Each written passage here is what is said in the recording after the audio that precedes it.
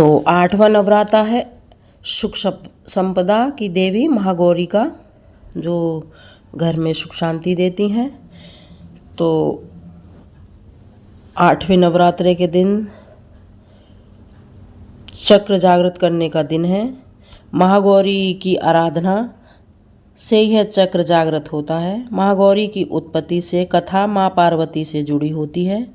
कथा अनुसार पार्वती के रूप में इन्होंने भगवान शिव को पति रूप में प्राप्त करने के लिए कठोर तपस्या की थी।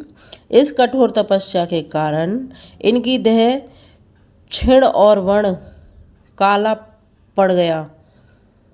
अंत में इनकी तपस्या से संतुष्ट होकर जब भगवान शिव इन्हें अपनी जटा से निकलती पवित्र गंगा धारा के जल से धोया तो यह विद्युत प्रवाह के समान अति कांतिमान और गौर वर्ण की हो गई। तभी से इनका नाम महागौरी पड़ गया। बहुत सुंदर हो गई थी।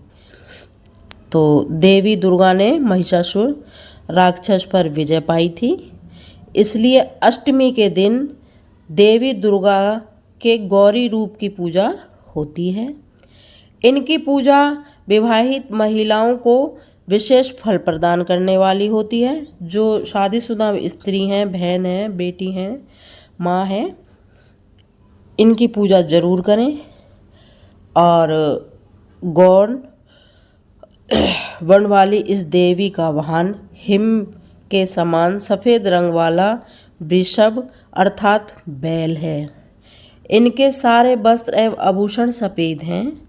4 भुजा वाली इस माँ के हाथ में त्रिशूल होता है, दूसरे हाथ में डमरू होता है। इनकी मुद्रा अत्यंत शांत है, बहुत सीधी और अच्छी सरल है।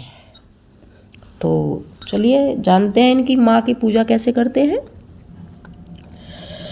देवी माँ को चुनरी भेंट करें और पूजा करें। हाथ में सफ़ेद फूल लेकर माँ का ध्यान करें और मंत्र का जाप करें। मंत्र मैं ऊपर बताऊंगी कमेंट बॉक्स में, तो आप ज़रूर ध्यान से इस मंत्र का जाप करना।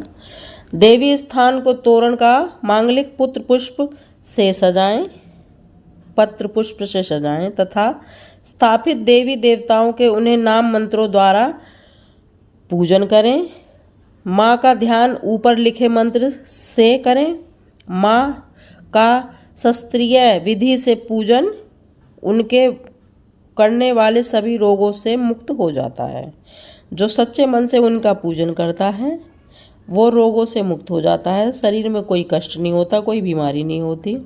अष्टमी के दिन कन्या पूजन भी श्रेष्ठ माना जाता है। बहुत से घरों में अष्टमी मनाई जाती है, बहुत सारे घरों में नवमी मनाई जाती है। कन्याओं की संख्या 9 होनी चाहिए या फिर 2 होनी चाहिए। या तो कन्या 9 बैठाएं या फिर कन्या 2 ही बैठाएं और साथ में एक लंगूर जरूर बैठाएं जिसकी आयु कम से कम 2 साल या 4 साल तक के लड़का हो। भोजन कराने के बाद कन्याओं को दक्षिणा दें। माँ गौरी के सफ़ेद रंग बहुत पसंद है।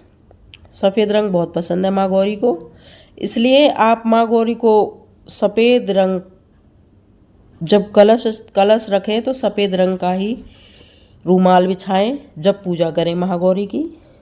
इसलिए सफ़ेद वस्त्र भी पहने और देवी को भी सफ़ेद फूल चढ़ाएं, बेला चमेली की माला चढ़ाएं।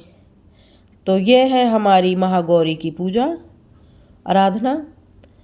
सुख देने वाली सुख संपदा की देवी हैं, महागौरी हैं। 8वां नवरात्रा है। तो चलिए मैं मंत्र बताती हूँ आपको।